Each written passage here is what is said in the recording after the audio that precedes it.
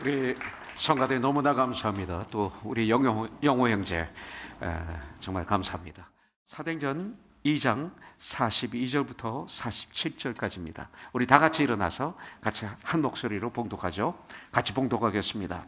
그들이 사도의 가르침을 받아 서로 교제하고 떡을 떼며 오로지 기도하기를 힘쓰니라. 사람마다 두려워하는데 사도들로 말미암아 기사와 표적이 많이 나타나니 믿는 사람이 다 함께 있어 모든 물건을 서로 통용하고 또 재산과 소유를 팔아 각 사람의 필요를 따라 나눠주며 날마다 마음을 같이하여 성전에 모이기를 힘쓰고 집에서 떡을 떼며 기쁨과 순전한 마음으로 음식을 먹고 하나님을 찬미하며 또 온 백성에게 칭송을 받으니 주께서 구원받는 사람을 날마다 더하게 하시니라.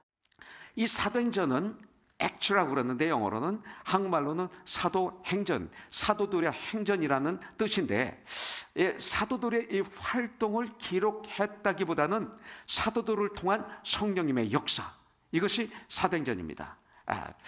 믿음의 사람들을 통한 성령님의 역사하심을 기록한 말씀, 이것이 바로 사도행전이라고 볼 수가 있습니다.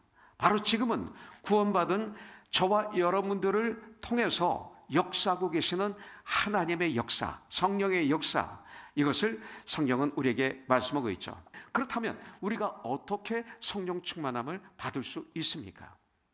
여러분들 사도행전 2장 17절에 보면 우리 베드로가 요엘서 2장 28절부터 31절의 말씀을 인용해서 말세에 하나님께서 성령을 믿는 자에게 부어주시겠다고 약속했다, 이렇게 말씀하고 있습니다. 말세에 내가 내 영을 모든 육체에 부어주리니. 그런데 베드로는 정말 변화산에서 엄청난 체험을 했고, 그리고 마가의 다락방에서 놀라운 체험을 했지만, 나는 이런 체험을 했다기보다는 구약에 있는 말씀을 가지고 자기들을 비우는 사람에게 예수님을 증거하는 모습을 보게 됩니다. 그러면서 이것은 하나님의 모든 믿는 사람에게 성령을 부어주신다는 것은 하나님의 약속이다, 이렇게 말씀하고 있어요. 그런데 하나님의 약속이지만 성경은 어떻게 해야 성령 충만함을 받을 수 있는지, 이걸 우리에게 가르쳐주고 있는 것이죠. 이것은 바로 사도행전 1장의 모습을 보면, 이렇게 하면 성령의 충만함이 우리에게 임하시는구나, 우리가 알 수가 있습니다. 자, 사도행전 1장 4절에 보니까 사도와 함께 모이사 그들에게 분부하여 이르시되 예루살렘을 떠나지 말고 내게서 들은 바 아버지께서 약속하는 것을 기다리라, 이렇게 말씀하고 있습니다. 자, 기다리라, 이렇게 말씀하셨어요. 여러분들 감난산에서 예수님이 승천하실 때 500여 문도가 그 자리에 있었다고 그랬어요. 근데 고린도전서 15장에 보면 500여 형제가 그 자리에 있었다고 그랬어요. 그러면 자매들이 얼마나 더 많겠어요? 그렇게 엄청나게 많은데, 거기에 많이 있었는데 놀라운 승천한 장면을 자기 눈으로 보는 엄청난 축복을 받았는데, 주님이 명령하셨어요. 성령이 너에게 임하실 때까지 너희들은 이 예루살렘에서 기다리라, 이렇게 명령하셨어요. 그런데 명령하셨는데 이 명령에 순종해서 예루살렘으로 돌아오신 분들은 500명 중에 120명이었어요. 바로 우리가 120명 중에 들어가야 성령 충만함을 받을 수 있어요. 이 말은 뭐냐면 제일 중요한 게 뭐예요? 말씀에 순종해야 돼. 그래서 성령이 우리에게 임하시는 거예요. 그런데 이 순종은 어느 정도의 순종이에요? 어린아이들도 순종할 수 있는 순종. 이것이 주님이 우리에게 원하시는 순종이에요. 무거운 순종. 내가 순종할 수 없는 것을 명령한 것이 아니에요. 여러분들, 여기서 보니까 감난산에서 예루살렘까지 오는 거리는 안식일날 걸어갈 수 있는 거리라고 그랬어요. 이게 아주 가까운 거리입니다. 그 정도 순종을 하나님은 원하시는 거예요. 여러분들 사도행전 1장 5절에 보니까 요한은 물로 침례를 베풀었으나 너희는 몇 날이 못 되어 성령으로 침례를 받으리라 약속하셨어요. 이것을 믿고 순종하는 삶을 살 때 성령이 임하시는 거예요. 여러분들 사도행전 1장 12절에 보면 제자들이 감람원이라 하는 산으로부터 예루살렘에 돌아오니 이 산은 예루살렘에서 가까워 안식일에 가기 알맞은 길이라, 이렇게 말하고 있어요. 안식일에 갈 수 있는 길, 그 정도의 순종. 순종해서 감람산에서 예루살렘으로 돌아오니 이 순종한 사람들만 성령 충만함을 받았습니다.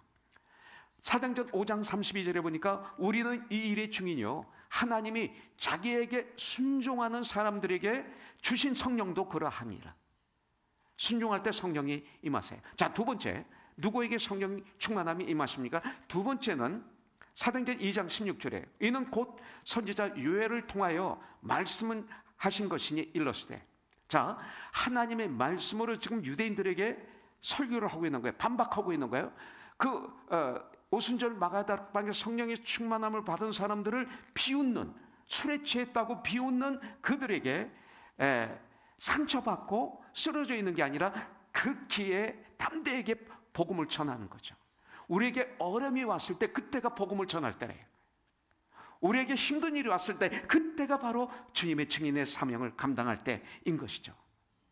베드로가 이 찬스를 놓치지 않은 것이죠. 그래서 선지자 요엘을 통해 말씀하신 것이시니 구약에 있는 말씀이죠. 그 말씀을 읽어야 되는 거죠. 그죠?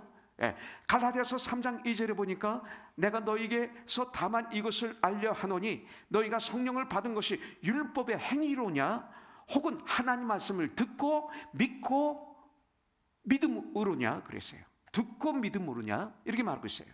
그렇기 때문에 성령이 우리에게 충만하게 임하시기를 원한다면 우리가 내 마음이 하나님 말씀으로 가득 차야 돼. 하나님 말씀을 가득하야 돼. 하나님 말씀을 낮과 밤으로 묵상하는 자가 복이 있다고 그러지 않습니까? 그래서 우리가 이렇게 죽어라 하고 날마다 하나님 영적인 양식을 우리가 날마다 먹는 거예요. 이것을 뭐라고 그래요? 큐티라고 하는 거예요. 생명의 양식, 곧 하나님의 말씀을 데일리 브레드, 음식을 먹는 거예요. 그래서 30년 동안 우리가 이 큐티의 삶을 살았기 때문에 우리 교회가 그나마 이만큼 건강한 거예요. 전쟁이 있어도 이기고 문제가 있어도 이기고 어려움이 있어도 이기고 오히려 그걸 통해서 성장하고 또 나가시는 분도 있지만 이런 역사가 코너스톤에 있지 않았습니까? 그래서 여러분들에게 잠언을 읽으라고 그런 거예요. 그 날짜의 잠언. 오늘이 26일이니까 26장. 그 날짜 잠언을 읽으라는 거예요. 잠언은 31장까지 있으니까 그 날짜의 잠언을 읽으면 한 달에 한 번 읽어요. 1년이면 12번. 잠언을 읽을 때 오는 유익이 1장에 쫙 나오잖아요. 우리를 지혜롭게 하잖아요. 명철하게 하잖아요. 능력 있게 하잖아요. 이 축복을 왜 우리가 놓쳐요? 그래서 우리는 잠언을, 그 날짜의 잠언을 계속 읽도록 여러분들에게 도전을 주는 거예요. 여러분들에게. 저도 그렇게 읽었더니 나 같은 연예인이 정말 처음 우리 교회를 개척했을 때 참 힘들었어요. 왜냐하면 30년 전에 그 당시에는 연예인으로 알기를 머리가 텅 빈 사람으로 알았어요. 나는 좋아하는데 나는 존경하지 않아요. 나를. 교회는 방문하는데 등록은 하지 않아요. 얼마나 힘들었는지 몰라요. 텍사스에서 정말 건강하게 행복하게 멋있게 주님 일을 했는데 여기 와서 처음에 정말 좌절하고 절망하고 정말 하나님 앞에 무릎을 꿇고 부르짖으며 통곡하며 나 자신에 대해서 절규했던 적이 한두 번이 아니었어요. 근데 나를 이만큼 말씀을 전할 수 있도록 하나님이 역사하신 게 뭐예요? 날마다 그 날짜 잠언을 읽었고 날마다 시편이 1편부터 150편까지 있는데 그 날짜 곱하기 5 하니까 26 곱하기 5 하니까 130이잖아요. 그래서 오늘도 새벽에 저는 130, 129, 128, 127, 126, 126편부터 130편까지 오늘 읽었죠. 어제는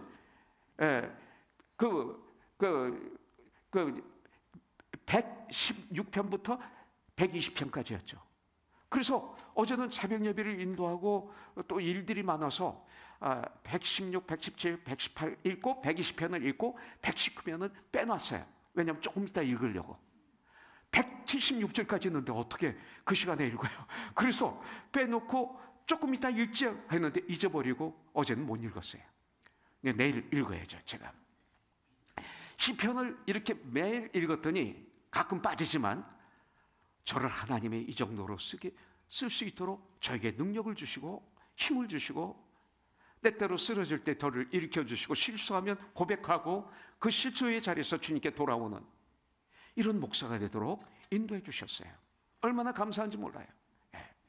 여러분들, 헬렌 켈리 여사가 어떻습니까? 눈으로 보지 못하고 입으로 말하지 못하고 귀로 듣지 못하는 그 당시 저주받은 여인이 아니었어요? 그런데 그분에게 가정교사가 왔어요. 근데 그 이름은 샬반이라는 여자였죠. 이 샬반이라는 여자가 정말 다 포기했던 헬렌 켈리 여사를 펌프질하면서, 이 펌프 모델을 제가 제 방에 갖다 놨는데 하나 사서 이거 하면서 알파벳을 가르쳐주고 그 다음에 그녀에게 성경을 가르쳐줬어요.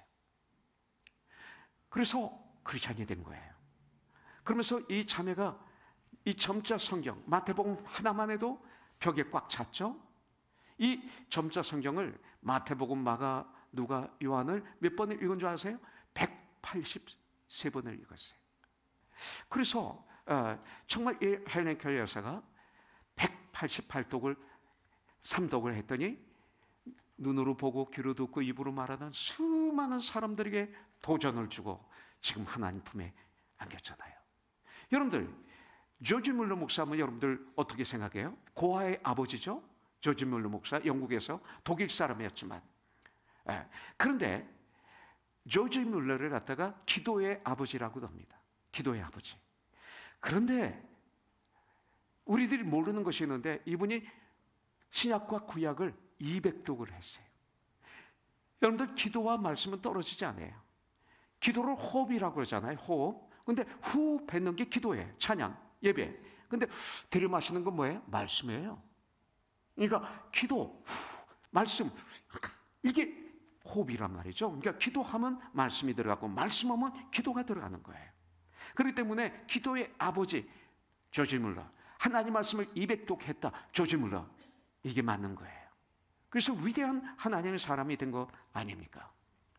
시편 119편 98절부터 99절에 보니까 주의 계명들이, 주의 말씀들이 항상 나와 함께함으로 그것이 나를 원수보다 지혜롭게 하나이다. 원수보다, 상대 원수보다 나를 지혜롭게 하는 게 하나님 말씀이다. 날마다 말씀을 묵상했더니 이렇게 성경은 말하고 있어요. 내가 주의 증거들을 늘 읊조림으로 중얼중얼, 하루 종일 중얼중얼 하나님 말씀, 무엇을 먹을까, 무엇을 말까, 무엇을 입을까, 이거로 하루 종일 중얼중얼하고 고민하는 게 아니라 하나님 말씀을 하루 종일 중얼중얼 했더니 나의 명철함이 나의 모든 스승보다 나오며. 성경은 이렇게 말씀하고 있어요. 시편 1편은 말씀으로 시작하죠. 복 있는 사람은 악인들의 길을 따르지 아니하고 죄인들의 길에 서지 아니하고 교만한 자들의 자리에 앉지 아니하고 오직 하나님의 말씀을, 성경을 즐거워하여 그 말씀을 낮과 밤으로 묵상하는 자로다. 이는 시냇가에 심은 나무와 같이 철을 따라 많은 열매를 맺는다. 악인들은 그렇지 않으며 오직 바람에 나는 겨와 같도다. 이렇게 성경은 우리에게 말씀하고 있잖아요. 하나님 말씀이 어떤 말씀인지, 복 있는 사람, 하나님 말씀 같이 가잖아요. 어떤 어려움에서도 이길 수 있는 능력을 받는 게 하나님 말씀이다. 그러면서 시편 150편 마지막 장에서 보면 모든 악기를 동원해서 여호와 하나님을 찬양하고 손을 들고 주님을 찬양하고 춤을 추며 주님을 찬양하고 호흡이 있는 자마다 여호와 하나님을 찬양할지어다 하고 시편은 끝납니다. 여러분들, 초대교회는 그만큼 성령을 의지했습니다. 현대교회는 어떻습니까? 현대교회는 성령보다 프로그램을 의지합니다. 성경보다는 다수결입니다. 옳고 그름이 다수결로 정합니까? 말씀으로 정해야지. 너무나 요새는 프로그램을 의지하고 행사를 의지하고 여론을, 너무 사람이 무슨 말을 할까? 대화하는 거 거기가 뭐예요? 누가 이렇게 얘기했는데, 누가 이렇게 얘기했는데, 성경이 이렇게 말씀하십니다가 아니라 여기 근거 있어 교회가 가보세요. 교회는 산으로 올라가죠. 우리는 변화가 없죠. 이거 성령 충만함이 아니죠. I don't care. 물론 사람의 말 중요하지만 I don't care. 오직 하나님의 뜻. 이럴 때 역사가 일어나거든요. 근데 이 시대 교회가 너무 사람들을 말해 기르기로 거기에 교회를 맞추고 설교도 맞추고 교회 조직도 맞추고 하니까 지금 이 시대에 문제가 있는 거 아닙니까? 이 시대 가만히 보면 여러분들 어제 그저께 큐티 말씀 그대로 나에게 은각금은 없지만 곧 내게 있는 것으로 내게 주노니 곧 나사렛 예수의 이름으로 명하노니 일어나 걸으라. 여러분들 이게 요새 있습니까? 교회에서 어떤 일을 하려면 그 해야 할 때 제일 중요하게 나오는 게 뭐예요? 재원이 있나? 이거죠. 옳고 그름이 아니에요. 하나님 뜻 관계없어요. 물질이 있나? 이거 얘기하죠. 그 다음에 맨파워가 있나? 이 시대 많은 교회들이 너무나 맨파워, 건물 파워, 물질 파워 이게 앞서지 않아요? 예수의 이름으로가 많이 없지 않습니까? 이 너무 중요한 점, 물질이 필요 없다는 게 아닙니다. 사람들이 필요 없다는 게 아니에요. 물론 중요합니다. 그러나 가장 중요한 건 뭐예요? 나에게 은과 금은 없지만, 나에게는 실력도 없고 능력도 없고 아무것도 정말 남들보다 많이 떨어지지만, 이렇게 해석이 되죠. 그러나 내게 있는 것으로 내게 준다. 나의 주인이시고 나의 구원자이시고 나의 전부이신 하늘과 땅의 권세를 가지신 예수의 이름으로 명하노니 일어나 걸으라. 이것이 먼저 우리에게 있어야 되잖아요. 어떤 일이 있을 때 이것이 먼저 있어야 되잖아요. 그리고 돈이 필요하고 사람이 필요하지 않습니까? 성령 충만해야 돼요. 세 번째는 그렇기 때문에 우리는 회개해야 됩니다. 예수님의 명령에 순종해서 마가의 다락방에서 그 10일 동안 모여서 무엇을 했을까요? 예수님이 이 땅에 부활하셔서 40일 동안 계시다가 승천하셨어요. 그리고 그 후에 10일 후 오순절날 성령이 그들에게 임하셨어요. 그렇다면 10일 동안 그들은 무엇을 했을까요? 전 분명히 믿기는 철저한 회개를 했다고 믿어요. 그리고 베드로의 설교를 통해서 듣고 그 말씀을 듣고 많은 유대인들이 두려워 떨면서 사도행전 2장 37절에 보니까 What shall we do, my brother? 그럽니다. 그러면 형제 우리가 어찌할꼬? 사도들에게 질문하죠. 어떻게 하면 구원을 받을 수 있습니까? 그러니까 사도행전 2장 38절에서 베드로가 뭐라고 말하고 있습니까? 너희가 회개하여 각각 예수 그리스도의 이름으로 침례를 받고 죄 사함을 받아라. 그리하면 성령을 선물로 받으리라. 성경은 우리에게 정확하게 알려주고 있습니다. 그리하면 성령을 선물로 주시리라. 이랬어요. 베드로가 회개할 일이 얼마나 많았겠습니까? 예수님을 3번이나 부인했습니다. 비겁했습니다. 그리고 범죄했습니다. 아마 10일 동안 베드로는 눈물로 기도하고 찬송하고 생각나는 모든 죄를 철저하게 회개했을 거예요. 가슴을 치며 회개했을 거예요. 통회하며 회개했을 거예요. 애통해하며 회개했을 거예요. 가슴을 찢는 철저한 회개를 하나님 앞에 10일 동안 했다고 전 믿습니다. 그래서 역사가 일어난 거예요. 하나님은 자비로우신 분이고 하나님은 은혜로우신 분입니다. 그래서 저는 어메이징 그레이스를 좋아해요. 나 같은 죄인 살리신 주 은혜 놀라워. 이게 나의 하나님이십니다. 어떤 죄를 졌다 하더라도 우리가 회개하면 용서해 주신 분이 하나님이십니다. 성경에 너무나 많이 써 있습니다. 하나님은 우리의 모든 걸 알고 계십니다. 하나님은 나의 모든 것을 아신다고 성경에 말씀하고 있어요. 감출 게 없어요, 하나님 앞에. 그래서 아직 그 숨겨놓은 죄들, 그 기억나는 죄들 회개하지 않는 한, 여러분들 그들이 있는 한 용서받을 수가 없어요. 하나님과 나와의 관계가 회복될 수가 없어요. 참된 회복이 없어요. 어둠과 빛은 정확합니다. 어둠은 어두운 거고 빛은 빛입니다. 여러분들 회개를 통해서 내 마음을 깨끗하게 청소하지 않으면 그 빛이신 성령님이 내 안에 임하실 수가 없는 거예요. 어둠에 빛이 들어올 수가 없죠. 어둠에 빛이 들어오면 어둠은 물러가는 거예요. 악령과 성령님이 공존할 수가 없습니다. 그래서 먼저 우리는 철저한 회개를 통해서 내 마음을 깨끗하게 청소를 해야죠. 회개하라 이 소리는 뭐예요? 내 마음을 비우라 이런 뜻입니다. 회개해야 됩니다. 세 번째는 사모해야 됩니다. 성령을. 사모하는 마음이 오는데 주시나요? 사모한다 이 뜻은 기도한다 이 뜻입니다. 죽어라 기도한다. 그냥 부르짖는 기도한다. 기도하는 거예요. 사도행전 1장 14절에 보니까 여자들과 예수의 어머니 마리아와 예수의 아들과 더불어 마음을 같이하여 오로지 기도에 힘쓰더라. 기다려라 뭐를? 성령님을 너에게 보내는데 성령님을 기다려라. 그러니까 이들이 기도할 때 뭐 기다린 목적을 가지고 기도했을 거 아니에요. 성령의 충만함을 가지고 기도했을 거 아니에요. 마음을 같이 해야 돼요. 그래서 오로지 기도에 힘쓰더라. 급 성령의 충만함을 받기 위해서 부르짖는 것에 힘쓰더라. 10일 동안 이렇게 힘쓰는 거예요. 에레미야서 33장 3절에 보면 너는 나에게 부르짖으라. 내가 내게 응답하겠고 그리고 내가 알지 못하는 크고 은밀한 일을 내게 알려주리라. 성령은 우리에게 말씀하고 있어요. 그렇게 주님을 사모하고 그렇게 성령님을 우리가 사모해야 돼. 이렇게 간구하고 구하고 찾고 두드리면 주님이 역사하시는 거예요. 여러분들 마태복음 7장 7절부터 8절을 우리는 많이 사용하죠. 내가 필요한 것을 달라고 할 때 구하라 그러면 주실 것이요 찾으라 그러면 찾을 것이요 문을 두드리라 그러면 너에게 열릴 것이니 구하는 이마다 얻을 것이요 찾는 이가 찾을 것이요 두드리는 이에게 열릴 것이니라. 누가 그 아들이 생선을 달라면 정갈을 뱀을 주며 누가 그 아들이 떡을 달라면 돌을 주겠느냐. 하물며 악인도 자기 자녀에게서는 좋은 것을 줄 줄 알거든 하늘에 계신 너희 천부 하나님 아버지께서 너에게 중요한 단어입니다. 가장이라는 단어를 기억하세요. 가장 좋은 것을 주시지 않겠느냐. 가장 좋은 거예요. 근데 여러분들 누가복음 13장 8절부터 13절까지 똑같은 말씀이 있어요. 구하라 찾으라 두드리라. 근데 마지막에 뭐라고 그랬어요? 하물며 하늘에 계신 천부께서 하나님 아버지께서 너에게 성령을 주시지 않겠느냐. 마태복음 7장에서 가장 좋은 것의 답을 여기서 주신 성령을 주시지 않겠느냐. 누가복음 11장 13장이 아니라 11장 8절부터 11절까지 13절까지 나오잖아요. 성령 충만함을 우리가 이머전세로 구해야 돼요.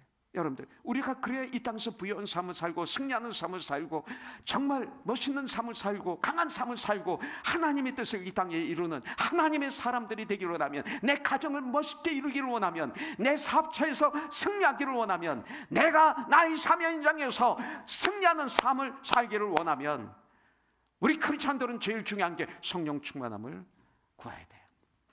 아직 성령 충만함을 받지 않았다면 아직 성령에 대해서 목이 마르지 아니한 것입니다. 그렇다면 왜 성령 충만함을 받아야 됩니까? 왜 성령 충만함을 받아야 될까요? 여러분들 내가 죄를 해가하고 예수 그리스도를 나의 구세주로 주로 영접하면 난 하나님의 자녀가 되고 영생을 얻었습니다. 그런데 이것만 가지고는 안 된다는 거예요.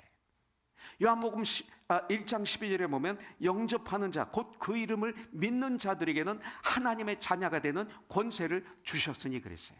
여러분들 영접하고 믿으면 하나님의 자녀가 돼. 그러나 그것만 가지고는 안 돼요. 왜?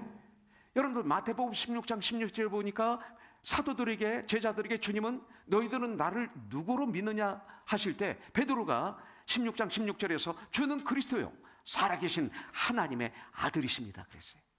그때 너 같은 사람, 그러니까 너로 교회를 세우겠다 그러셨어요.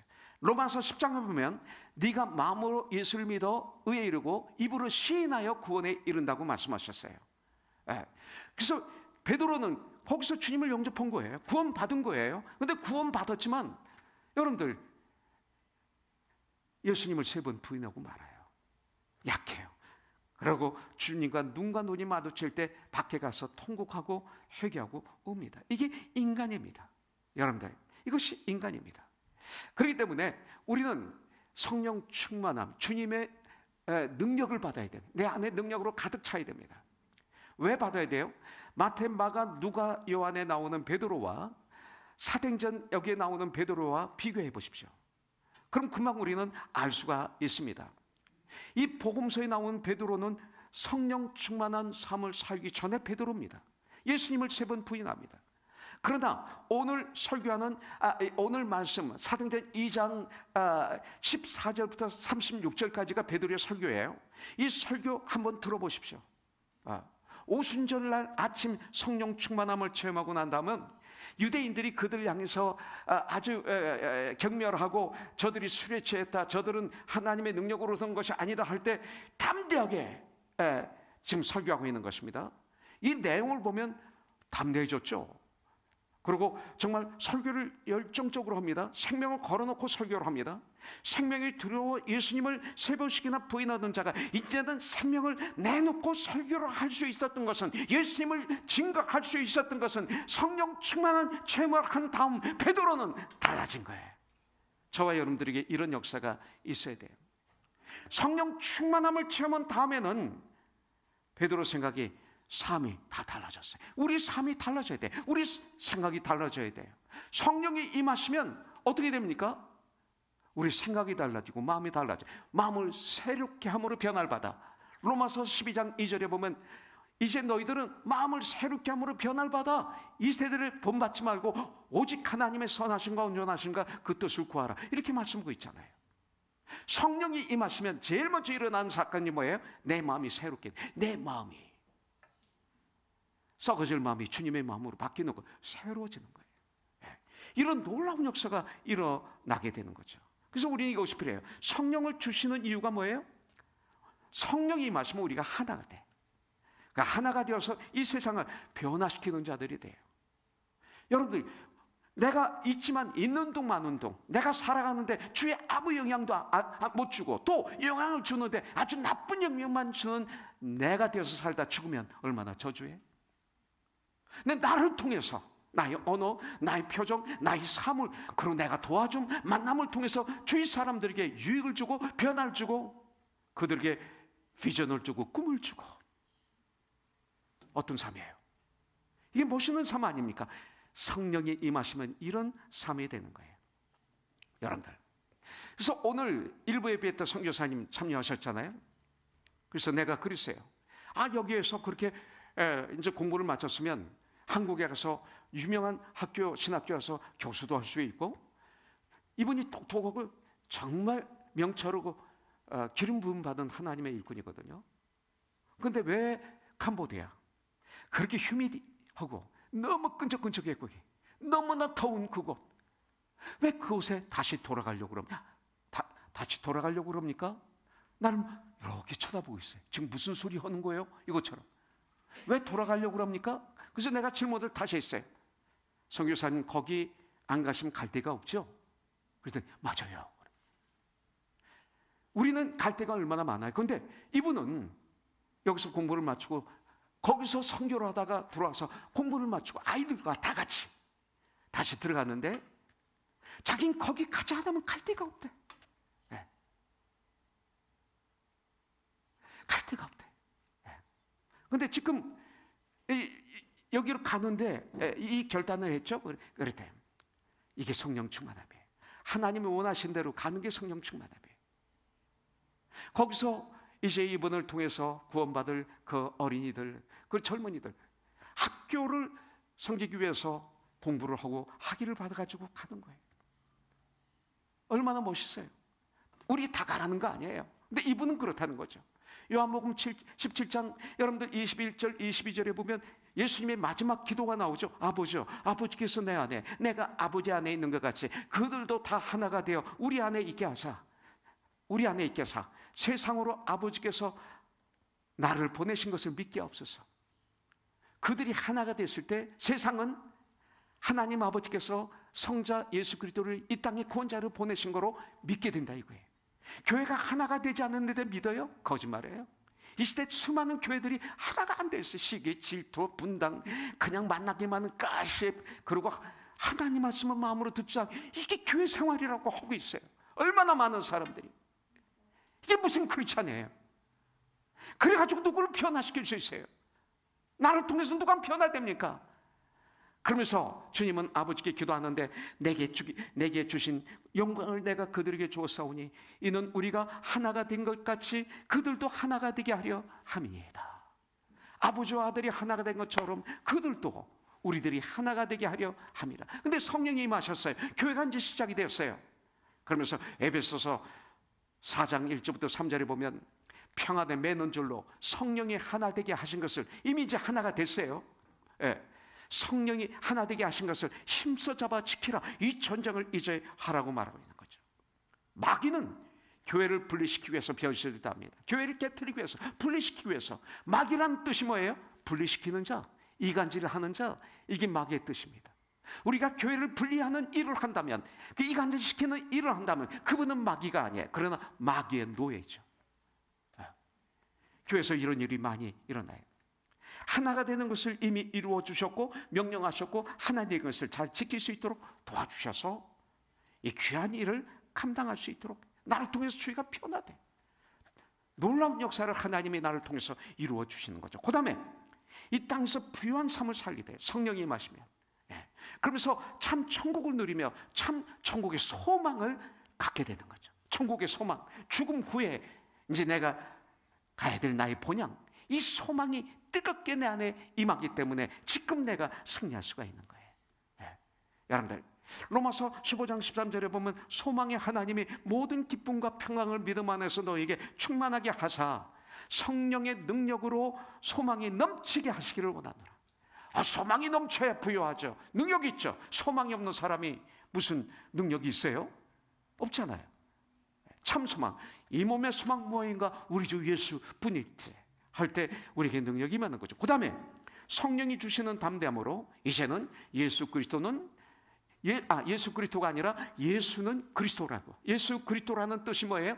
예수님은 그리스도이십니다. 이 뜻입니다. 메시아, 예수님은 구원자이십니다. 이게 바로 예수 그리스도의 말입니다. 예수는 그리스도라고 담대히 증거하게 됩니다. 성령이 임하실 때만 가능합니다. 오직 성령이 너희에게 임하시면 너희가 권능을 받고 예루살렘과 온 유대와 사마리아와 땅까지 이르러 나의 증인이 되리라. 그래서 이렇게 말씀하시는 거예요. 자, 보세요. 성령의 충만함을 얻으면 진정한 사랑이, 예수님에 대한 사랑이, 예수님의 마음이 내 안에 가득가득 차고 넘쳐 흐르기 때문에 누가 시키지 않아도 여러분들 주님의 마음이 되어서 주님이 이 땅에 오신 목적, 영혼을 구원하기 위해서 내 가족, 내 이웃, 내 친척, 내 주의 모든, 그래서 주님의 마음이 되어서 외치게 되는 거죠. 복음을. 이것이 증인이에요.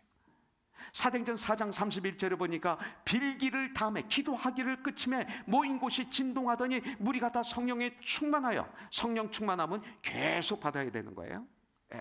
담대히 하나님 말씀을 전하더라 그랬어요. 성령 충만하니까 담대히 하나님 말씀을 전하니라.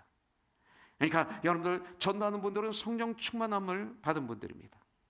성령의 기름 부으심을 받지 않고는 예수님을 증거할 수가 없습니다.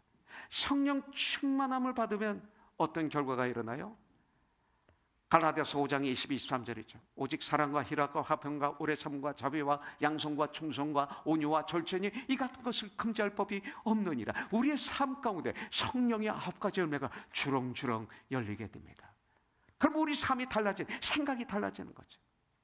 우리의 능력, 우리의 힘, 우리의 결심, 우리의 지혜 가지고 승리할 수 있어요? 한 사람이라도 변화시킬 수 있어요? No. 오직 성령의 능력으로 세상을 이길 뿐만 아니라 나를 통해서 세상이 변화되는 거죠. 나는 하나님의 사랑을 흐리하는 통로죠. 이 멋있는 삶을 사게 되는 거예요. 여러분들, 그렇기 때문에 우리 예수 믿는 사람들은 여러분들 전쟁을 해야 돼요. 어떤 전쟁? 이 세상에서 가장 힘든 전쟁이 내가 나와 싸울 때예요. 내가 나와 싸울 때 누가 나를 도와주지 않으면 나는 이길 수가 없어요. 이거 결국 남들하고 싸우는 것 같지만 가만히 들여다보세요. 내가 나와 싸우는 거죠. 그래서 내가 나한테 치는 거죠.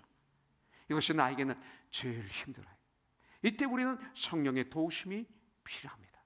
그래서 승리하는 저와 여러분들이 되길 주님의 이름으로 축원합니다. 그렇다면 하나님은 왜 우리에게 성령 충만함을 주시고, 그리고 왜 우리에게 성령의 은사, 성령의 권능을 주셨습니까?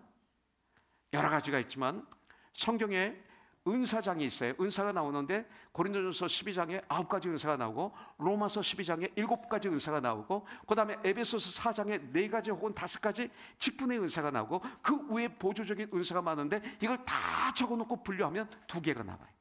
하나는 섬김, 하나는 전도예요.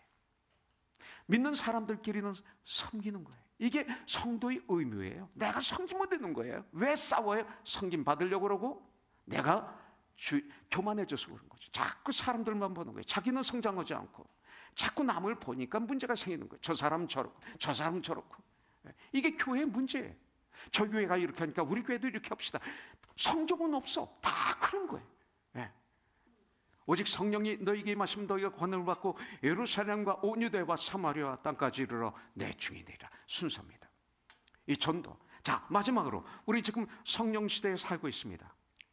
사도행전 2장 42절부터 47절에 보면 성령 충만함을 받으니까 자연스럽게 나오는 현상, 교회가 어떤 교회가 돼야 되는가가 여기서 보여주고 있습니다. 이것이 교회의 모습입니다. 이런 교회를 세우라, 이런 교회로 성장하라, 주님은 말씀하고 있는 거예요. 이게 성경이에요. 예. 그래서 이 말씀을 통해서 악령의 역사인지 성령의 역사인지 우리는 알아야 돼요. 아까 말씀드린 대로 성령의 9가지 열매가 정말 우리 성령 충만한 생활을 하는 분들에게는 우리의 언어 속에서, 우리의 생각 속에서, 우리의 인격 속에서, 우리 삶 속에서 이런 9가지 열매가 열리게 되어 있어요. 우리가 성령 충만한 삶을 살 때, 성령의 은사를 우리가 사용할 때 다음에 몇 가지 자연스러운 결과가 나타나면 우리는 하나님으로부터 올바른 성령 충만함을 받아서 성령 충만한 삶을 살고 있다, 이렇게 말씀을 드려도 돼요. 42절에 보니까 그들이 사도의 가르침을 받아 그랬어요. 예, 바른 가르침이 있었어요. 이 시대 교회에 문제가 바른 가르침이 많이 사라지고 있어요. 사람들을 많이 모이게 하는 설교가 요새는 유행해요. 솔직히 어떻게 하면 헌금을 많이 나오게 하는가도 유행하고 있어요. 어떻게 하면 이 땅에서 내가 가장 큰 교회를 짓는가도 유행하고 있어요. 다는 아닙니다. 이게 소수가 될지 모르겠습니다. 그거는 올바른 가르침이 아니기 때문에 그렇습니다. 올바른 가르침이 일어나면 어떻게 일어나요? 그 다음에 증상이 일어나오는 거죠. 성도가 온전케 되고 봉사 일을 하게 되고 그리스도의 진정한 교회로 세워지는 거죠. 이런 교회, 이런 가르침이 있는 교회가 돼야 돼. 근데 가르침은 목사만입니까? 아니죠. 여러분들이죠. 우리는 왕 같은 제사장이죠. 때를 얻든지 못 얻든지 복음을 증가하라. 목사예요? 우리 모두죠. 우리 가정에서, 우리 삶의 현역에서 이 말씀으로 세상을 변화시키는 우리가 되었죠. 바른 가르침, 이것이 있어야 돼요. 예루살렘 교회는 배우는 데 힘썼어요. 그래서 튼튼한 교회로 서갔어요. 두 번째, 성도들 간에 바른 교제가 있었어요. 사랑이 두터워졌어요. 이 시대 교회가 세상의 교회로 들어왔어요. 세상과 교회는 달라요. 완전히 달라요. 교회는 바른 관계, 하나님 말씀으로 교제해야 돼요. 그래서 42절에 보니까 그들이 사도의 가르침을 받아 서로 교제하며 말씀으로 교제했다 이거예요. 이것만이 건강해, 이것만이 영원해, 이것만이 평생 가요, 이것만이 열매를 맞아요. 이렇게 말씀하고 있어요. 바른 교제. 자기 것을 팔아서 가난한 자를 먹여주고 살펴줬어요. 여러분들, 전자산 팔라는 거 아니에요. 우리 크리스찬 성령 충만함을 받으면 주의를 예수의 이름으로 도와주게 돼 있어요. 분량만큼. 그 다음 세 번째 뭡니까? 주에서 두려워했어요. 이것이 바로 43절이죠. 사도들로 인해 기사와 표적이 많이 일어나니까 주의가 교회를 두려워해요. 정말 교회가 되면 세상이 교회를 두려워합니다. 우리를 존경하며 두려워합니다. 이런 일이 지금도 일어나야죠. 네 번째는 하나님에 대한 열심이 더해야 됩니다. 성령이 충만하면 날마다 46절에 보니까 날마다 마음을 같이하여 성전에 모이기를 힘쓰고 집에서 떡을 떼며 기쁨과 순전한 마음으로 음식을 먹고 하나님에 대한 열심이 더해집니다. 다섯 번째, 47절에 보면 praising God, 하나님을 찬양했다, 하나님을 예배했다, 하나님을 높여드리는 삶을 살았다. 이런 praising God, 하나님의 첫째의 삶을 살았다, 이거죠. 하나님께 영광 돌리는 삶을 살게 됐어요. 하나님을 높여드리는 삶을 살게 됐어요. 하나님께 찬양이 막 터져요. 예배가 찬양이 터져요. 예배의 삶이 돼요. 일부 예배 드릴 때 찬양을 하는데 우리 찬양팀이 그는 뛰었네, 찬양에 난 그는 뛰었네 하니까 앞에서 막 하나님 죄송합니다, 죄송합니다. 이게 뭐죠? 우리 지금 뭐 하는 거죠? 뛰지. 찬양이네. 뛰지는 않더라도 뛰었네, 찬양이나 해야 되는데 찬양팀이 찬양이니까 밑에 사람들이 뭐 하겠어요? 안 되는 거예요. 근데 2부 예배 때는 하는데 나도 막 열심히 했지. 이게 리더의 문제라는 거죠. 그거 아닙니까? 얼마나 멋지. 하나님께 영광, 하나님께 찬양, 하나님께 예배하는 거. 세상 사람들이 뭐라고 손가락 하던 여러분들, 이거 굉장히 중요한 거예요. 하나님이 너무 기뻐하세요. 사도행전 2장 47절을 보니까 하나님은 날마다 찬송하니 온 백성이 그들을 칭송하며 그랬어요. 칭찬이 아니에요. 칭송이라고 그랬어요. 칭송. 네. 바리새인들이, 서기관들이, 그 제사장들이 예수 믿는 사람들을 잡아 죽이고 핍박하고 그리고 욕을 먹이고 그랬지만 세상 사람들은 우리 크리스찬들을 보고 칭송했다 그랬어요. 이것이 있어야 돼요. 그다음 마지막으로 47절에 날마다 주님을 찬송하며 온 백성이 그들을 칭송하니 주님께서 날마다 믿는 자들을 더하시더라.